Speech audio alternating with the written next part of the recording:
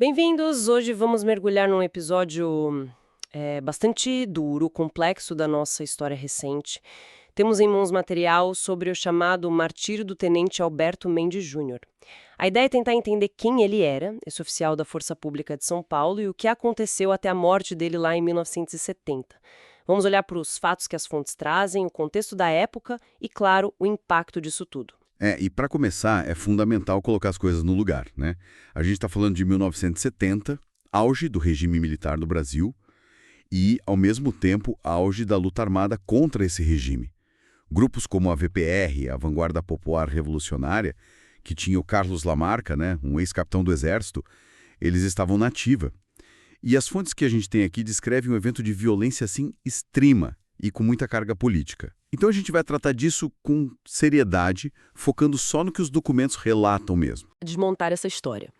Quem era o Tenente Alberto Mendes Júnior? Como você disse, um oficial da Força Pública Paulista, hoje a PM de São Paulo. O cenário, abril de 1970, Vale do Ribeira, região de mata fechada, né? E é lá que o pelotão dele acaba encontrando o grupo do Lamarca. Exato. E tem um detalhe importante que o material que a gente analisou traz sobre o grupo do Lamarca naquele momento.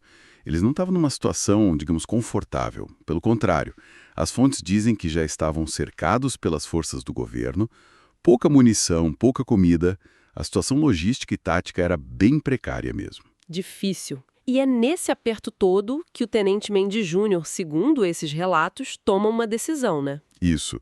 Ele teria decidido se entregar. Se entregar? Mas por quê? A justificativa que aparece nas fontes é que ele fez isso numa tentativa de poupar a vida dos soldados que estavam com ele, dos comandados dele. Nossa, uma decisão difícil. Mas a rendição não foi o fim da história. Pelo contrário. Não, de jeito nenhum. Foi aí que começou, na verdade, um outro capítulo muito sombrio para ele. Ele vira prisioneiro da VPR. E os relatos contam que ele foi obrigado a marchar com os guerrilheiros.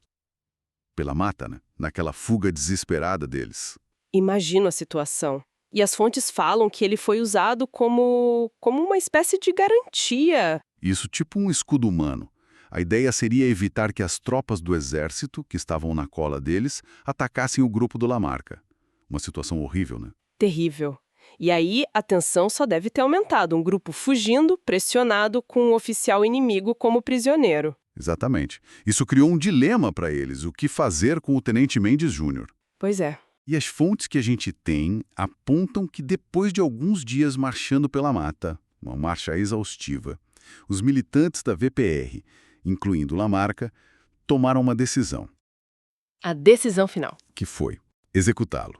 A lógica descrita nos textos para essa decisão é assim, brutalmente pragmática, né? Pelo menos do ponto de vista deles ali na hora. Tinha dois problemas principais. Faz sentido, pensando na lógica de sobrevivência deles naquela situação extrema. Manter ele prisioneiro era um problema. Era um problema. Ele podia atrasar a fuga, que era crucial, ou podia, sei lá, tentar escapar, alertar alguém. E soltar ele era ainda pior para eles, certo? Exatamente. Soltar significaria, quase certamente, dar informações valiosas para o exército. Onde eles estavam, para onde iam, isso podia levar à captura de todo mundo. Então, entre manter um prisioneiro que atrapalhava e soltar uma testemunha que denunciava, reflete bem a dureza daquele conflito, né? E a forma como descrevem essa execução nas fontes é muito chocante, muito brutal. Os relatos dizem que levaram o Mendes Júnior para uma clareira, um lugar mais isolado na mata. Usaram coronhas de fuzil. Sim, é difícil até falar, mas precisamos ser fiéis ao que está no material. Com certeza. E ainda especificam que os fuzis usados seriam armas que a VPR tinha roubado antes, do quartel de Quitaúna. E depois de morto, o corpo foi deixado numa cova rasa. Tentaram esconder, né, das buscas do exército. É importante repetir, estamos relatando o que consta no material que recebemos para análise. Exato. E um ato como esse, obviamente, teve um impacto imenso e imediato. Mendes Júnior virou um símbolo muito forte nesse confronto de narrativas. Sim, um daqueles episódios que marcam a ferro e fogo a memória de um período, né? Pela violência, pela polarização. Totalmente. E o significado foi além do confronto militar direto. Para muitos, ele virou um mártir, um herói. Para outros, um exemplo trágico da brutalidade da guerrilha. A história dele virou um campo de batalha da memória. E tem uma outra conexão que aparece nas fontes que a gente tem. Uma ligação com uma figura que, bom, décadas depois, ficaria muito conhecida. Jair Bolsonaro. Ah, sim. Essa parte também está no material. Existem relatos registrados nessas fontes de que ele teria dito várias vezes que, quando era adolescente, ali pelos 15 anos, ele ajudou, discretamente, os militares. Ajudou como? Nas buscas pelo Lamarca, justamente ali na região do Vale do Ribeira. E, segundo essa versão que consta nas fontes, essa experiência de participar, mesmo que de longe, dessa caçada ao Lamarca e tudo relacionado à morte do Mendes Júnior, isso teria sido um dos motivos que o inspiraram a seguir a carreira militar depois. Entendi. O texto que a gente tem vai até um pouco mais longe. Afirma que essa ajuda do Bolsonaro teria sido importante para o Exército achar o Lamarca e, como consequência, encontrar o corpo do Tenente Mendes Júnior. De novo, é a versão que está nos documentos que recebemos. Certo. E sobre a descoberta do corpo em si. As fontes indicam que ele ficou desaparecido por uns dias e aí foi encontrado por uma patrulha do Exército. Quem foi buscar o corpo na mata e trazer de volta foi o pessoal do Quartel da Luz, uma unidade tradicional da antiga Força Pública. Levaram o corpo para a sede do 1º Batalhão de Caçadores. Que hoje é um nome bem famoso, né? O Batalhão Tobias de Aguiar, a Rota. Exatamente, a Rota. E o local do velório também teve um peso simbólico grande. Onde foi? Na sala do Estado-Maior do batalhão. E as fontes destacam um detalhe. Dizem que o caixão foi colocado em cima da mesa de trabalho do comandante do batalhão. E acrescentam, é uma informação do relato, né, não temos como confirmar, que essa mesma mesa ainda existe lá no quartel da Rota. É um detalhe que tenta, assim, ancorar a história no presente. Interessante. E o material também fala um pouco da reputação da Rota naquela época, né? Fala assim. Descrevem como uma unidade temida. Temida por quê? O texto destaca a resiliência dos policiais, o treinamento, o histórico de sucesso em missões difíceis. E ressaltam que isso acontecia mesmo com equipamento considerado precário para a época. Bem diferente de hoje. Também mencionam que o Exército frequentemente pedia o apoio da Rota para missões, quase como uma tropa de elite de reserva. O que, aliás, está na lei, né? As PMs são forças auxiliares do Exército. Então essa fama de temida vinha dessa capacidade e dessa imagem de dureza. Entendi. Voltando ao Tenente Mendes Júnior. A reação das pessoas quando souberam da morte dele, da forma como aconteceu e depois que acharam o corpo, foi enorme, segundo os relatos, né? Foi. Descrevem um cortejo fúnebre que andou bastante. Saiu do Quartel da Luz, lá no centro de São Paulo, e foi até o mausoléu da Polícia Militar no cemitério do Araçá. E a quantidade de gente. Os números nas fontes são impressionantes. Falam em cerca de 100 mil pessoas acompanhando o enterro. 100 mil? Nossa! É muita gente. E não era só militar, não.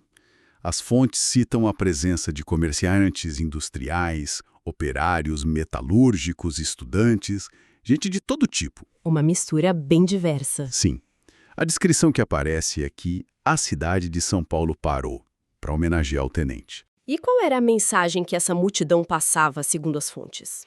A narrativa que pegou ali na hora e que está refletida nos textos era a do oficial que se sacrificou pelos seus homens, por uma causa maior. E, segundo esses relatos, as pessoas ali mostraram não só tristeza, mas também um apoio muito forte ao trabalho do batalhão da Rota, seja no combate ao crime comum, seja na repressão à guerrilha. Essa mobilização toda, com essa dimensão, parece um termômetro importante do clima em São Paulo naquele momento, né? Sem dúvida. Mostra que existia um sentimento muito forte numa parte grande da população paulistana. A gente pode ler isso de várias formas, né? Apoio às forças de segurança, repulsa aos métodos da guerrilha, comoção pela figura do tenente, ou uma mistura disso tudo. Mas o que parece claro com base nesses relatos é que essa reação popular massiva ajudou muito a consolidar a imagem do Mendes Júnior como esse símbolo naquele contexto. Então, resumindo o que a gente viu nesse material, A história do Tenente Mendes Júnior, como tá apontada aqui, é uma sequência bem trágica. Começa com um ato início, aí vem a captura pela VPR do Lamarca. Isso. E termina com a descoberta do corpo, um processo que, segundo algumas alegações nos documentos, pode ter tido ali uma participação discreta de quem viria a ser uma figura política importante décadas depois, e, finalmente, essa demonstração pública enorme de luto, de homenagem, que solidificou ele como um símbolo forte, usado na guerra de narrativas daquele período tão polarizado. E é sempre bom repetir, né? Todos os detalhes que a gente compartilhou ou as alegações sobre figuras públicas vieram direto do material que a gente recebeu para essa análise. Nosso papel foi apresentar o que essas fontes dizem, sem julgamentos. Exato. O que talvez salte aos olhos nessas fontes, além da tragédia humana, que é inegável, é a rapidez com que um evento foi absorvido e amplificado pela polarização da época. A morte dele virou na hora uma arma narrativa, e ele virou um símbolo. Um símbolo que significava coisas completamente opostas dependendo de quem olhava, né? De que lado do espectro ideológico. E isso talvez deixe a gente com uma reflexão final. Qual seria? Pensando nessa divisão ideológica tão profunda, onde figuras como Mendes Júnior e o Lamarca eram vistos de formas tão opostas, herói para uns, agente da repressão para o outro, terrorista para uns, revolucionário para o outro, o que essa história específica, com essa combinação de violência brutal de um lado e essa resposta pública enorme do outro, o que ela nos diz sobre as complexidades, sabe, sobre as tragédias humanas individuais e sobre o custo imenso dos conflitos ideológicos e da luta armada naquele período da nossa história. É uma pergunta que fica, né? Talvez não seja só sobre achar culpados ou lados certos e errados, mas sobre encarar o custo humano real, a brutalidade que aparece em situações extremas e as marcas profundas que isso deixa na memória de um país. Fica essa questão no ar, uma questão que, partindo desses fatos brutos que as fontes trazem, convida a gente a pensar mais fundo sobre as marcas, as lições e os traumas que a gente herdou desses tempos tão conturbados.